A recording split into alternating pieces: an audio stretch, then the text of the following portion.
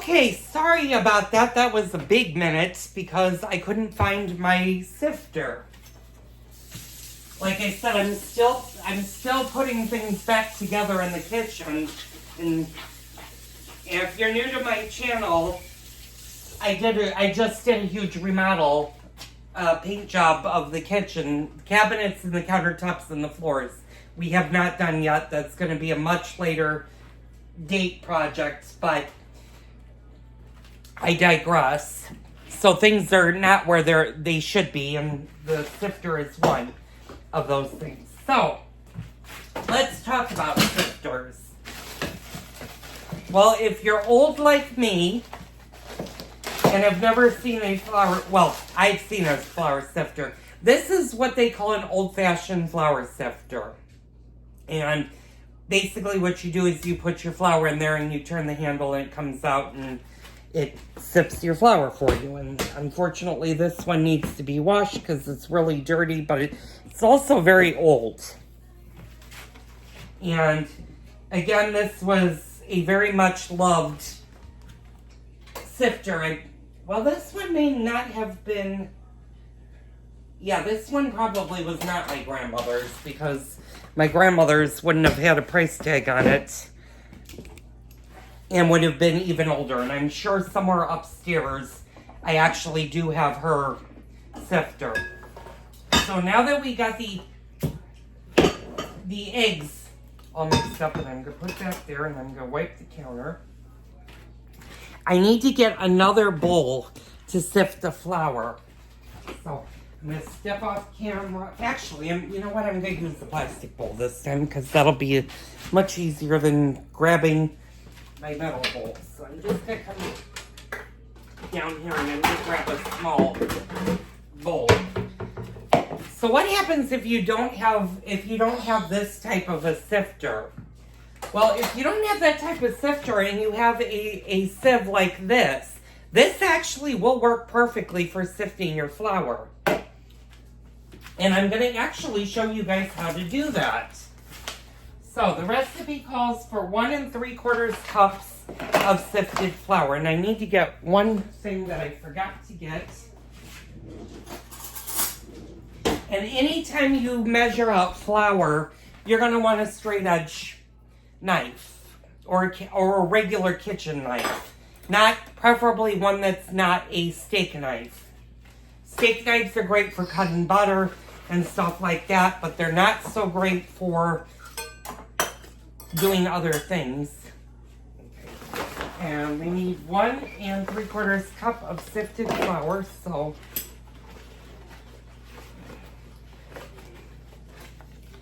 what you're going to do is you're just going to pour your flour straight into your sieve. So that was 1 cup. And 3/4.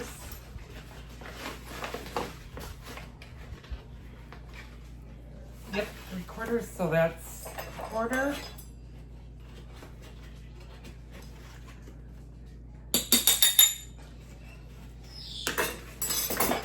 And I need a half, which unfortunately I got dirty. I'll be right back. I'm going to grab my half cup. If I have a half cup, which I do, you may see me with different measuring cups, and unfortunately not all of my sets are together. They're kind of all over the place.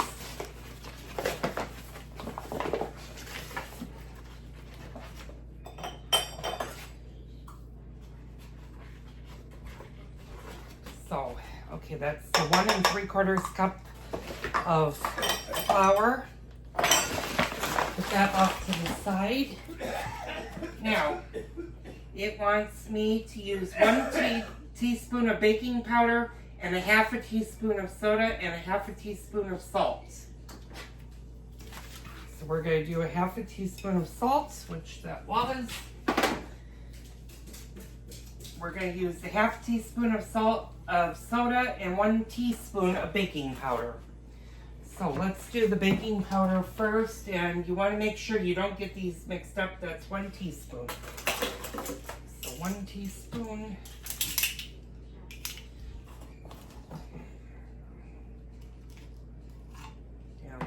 1 teaspoon of baking powder. Now it wants a half a teaspoon of baking soda. This is an old baking soda, so hopefully this expired last. Oh no, actually, well, this expired in February of this year, but we'll see if this works. Ideally, you want fresh, and of course, with the holidays coming up, I will do fresh. So it wants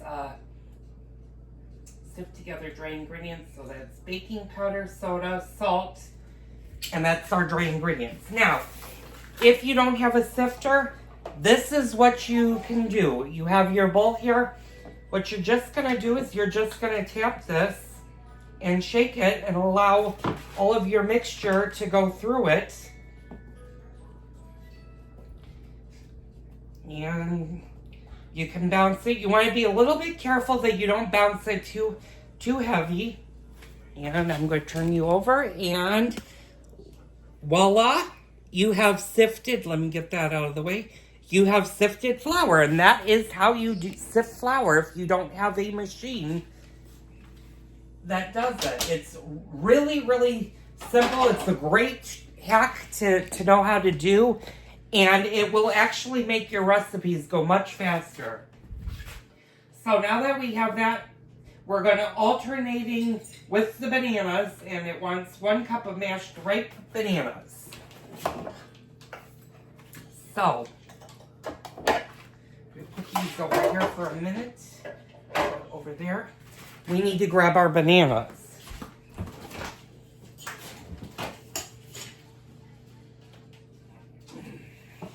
And I had some great ladies on my Facebook page of the village that I live in give me great tips on what to do with bananas when they are so ripe and you don't know what to do with them. Freeze them, or like I said, you can make banana bread out of them. And that's what we're going to do. And these are very, very ripe bananas. These are actually bananas that where I volunteer at the nonprofit food pantry that I volunteer for. They get the bananas, and unfortunately they're so ripe. You can see there's bruises and stuff on them. You just got to cut those out. If you have a banana that has a lot of bruising on it, and you want to always make sure you get the stem out of it. So what we're going to do is we're going to cut out the bobble, and that's a really, okay, that might be a really bruised banana. Yeah. Okay, and anywhere else, yeah, there's a little bit of a bruise right there. You just want to cut the bruises out. You really don't want to put those in to your banana bread. I mean, does it really matter? If you leave a bruise on a banana, it probably won't matter. It won't affect the taste, obviously, but I always, if a banana is really, really ripened, I always take out the rotten parts, because you really don't want that in your bread. Now, if you're, unfortunately, if that's all you have and can't run to the store and get newer bananas, you can go ahead and put them in. I mean, nobody's gonna be the wiser. Only you're gonna know if they're not ripe. So you might be asking, well, what exactly is a cup of bananas? Well, usually about 4 to 5 large ripe bananas are a cup. It would always help if you use a knife and not a fork to try to cut the bananas. And you might be asking why I'm cutting them versus just mashing them. Well, this kind of makes it easier to mash. I should have gotten a bigger bowl, but we're going to use what we have. And if you have younger children that like to help in the kitchen, if you have 5-6-year-old children, let them do this. They love to mash things with their hands and stuff, and it gives them it helps their coordination and stuff, and they're contributing to making banana bread.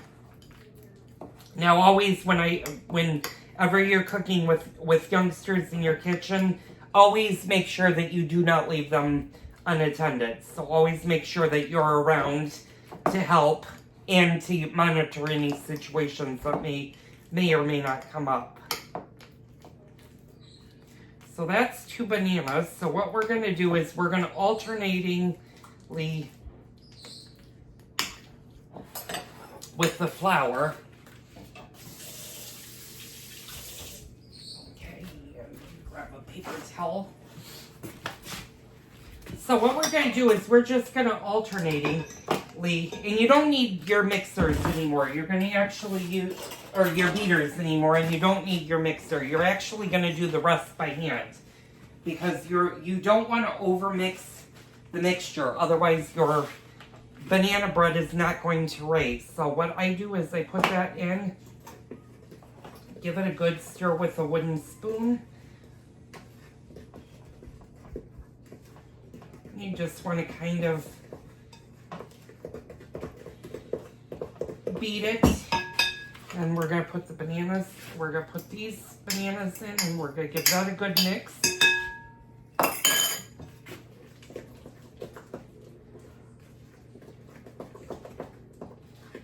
Now we're going to add, I'm going to lift you guys for one quick second. Now we're going to add, I didn't get one overly ripe banana.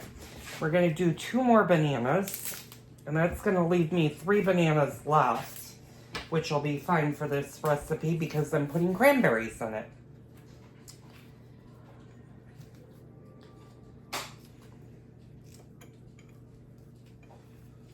You also want to make sure with your bananas that you take the I don't know what they call it, but it's the long part that runs the length of the banana. You want to make sure you get that off. That you don't want in your banana bread, and that's actually, well, it took it off, but it's actually sometimes these little well, that one broke. These are cold, so that's why they're breaking. But sometimes you'll get a piece of banana like this. You want to pull those off. And this one is pretty clean. So what we're going to do is we're going to do this.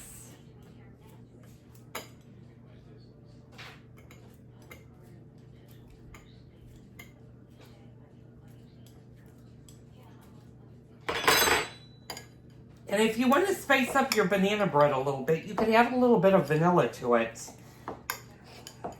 Although this recipe does not call for vanilla extract, I'm going to put a little bit of vanilla in because my husband and I love vanilla.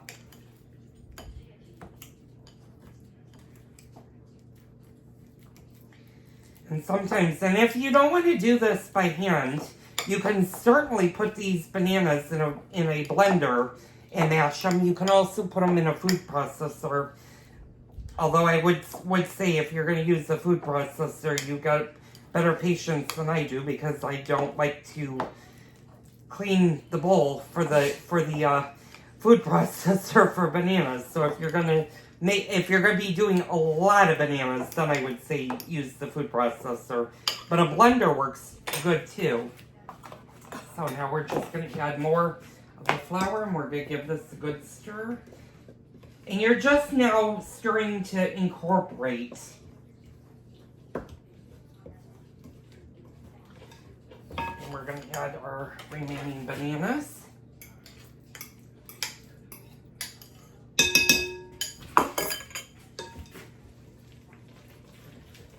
We're just going to give that a little bit of a mix. Now we're going to add the remainder of our flour.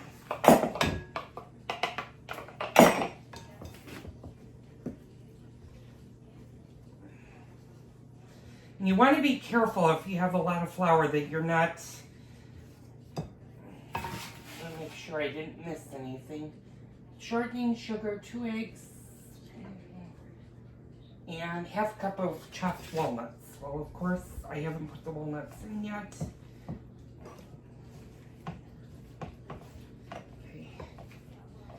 Now, you might be saying, well, I have a food allergy or I'm allergic to nuts. Well, if you're allergic to nuts, obviously, I'm going to move you guys up and then I'm going to move you guys down for a second. If you're allergic to nuts, they're always optional. You do not need to, if a recipe calls for nuts,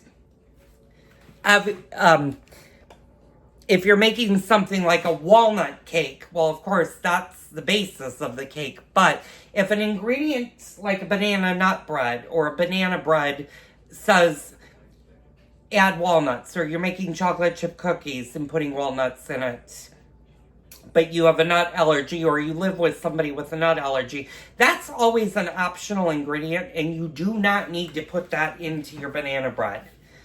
So always keep in mind, if you have loved ones that do have a nut allergy, if a recipe says nuts and it says optional, you have the option to put them in or not. This one does not say optional, but it is optional. You do not need to put walnuts in it. Now, I know in previous videos we talked about vanilla, and I'm going to move you guys up again. And of course, you guys know the drill. You guys are on the garbage can. By the way, I think the garbage can may be coming to an end. You guys won't be on the garbage can much longer because I'm getting new bins for the kitchen. So I'm going to have new containers. And I'm going to try to keep you guys more on the kitchen table, except when we need to do shorter videos where I need to bring you guys in. Now these are half walnuts, and I buy my walnuts at my local Costco. They're a little bit more pricey at Costco, but you get a lot more walnuts, and I think this bag of walnuts was about 12 bucks versus I could have bought a smaller bag for $7 at my local grocery store. But I do use walnuts throughout the year. I use them in my chocolate chip cookies. I use them for some breads. I use them for some baking that I do. And as the Christmas holidays come along, we will be doing a lot more baking videos of Christmas cookies and other goodies. Now, it says it wants them chopped. Unfortunately, well, I'm going to take about a cup of these. And I'm going to give you a kind of a trick of how to chop them. Obviously, if you have a food processor, that's the easiest way to chop them, but you always want to be careful with a food processor that you don't over pulverize your nuts when you chop them. But I'm going to show you guys a trick.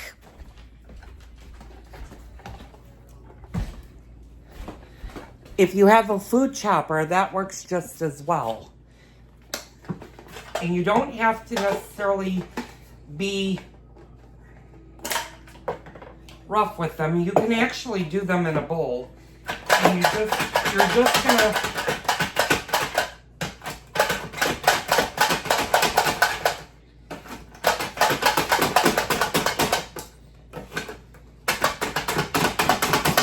just gonna chop them. And this is actually, a food chopper is a great thing to have in the kitchen. My husband and I have gone through food choppers a lot in the past because we use them for onions. We use them to dice stuff. And I'm going to show you, it does a great job. A few seconds and it pulverizes that. So I'm going to add our nuts to the walnuts. And you might have noticed I have not put the cranberries in yet. Well, that's something I'm going to do right this second.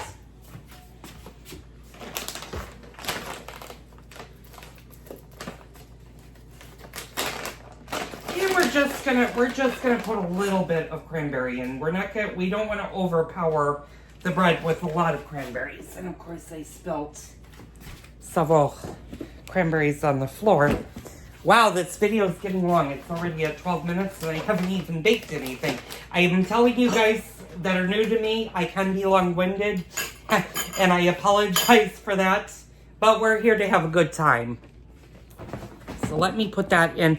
I'm going to stop the video for a quick second. I'm going to wash my hands. I'll be right back.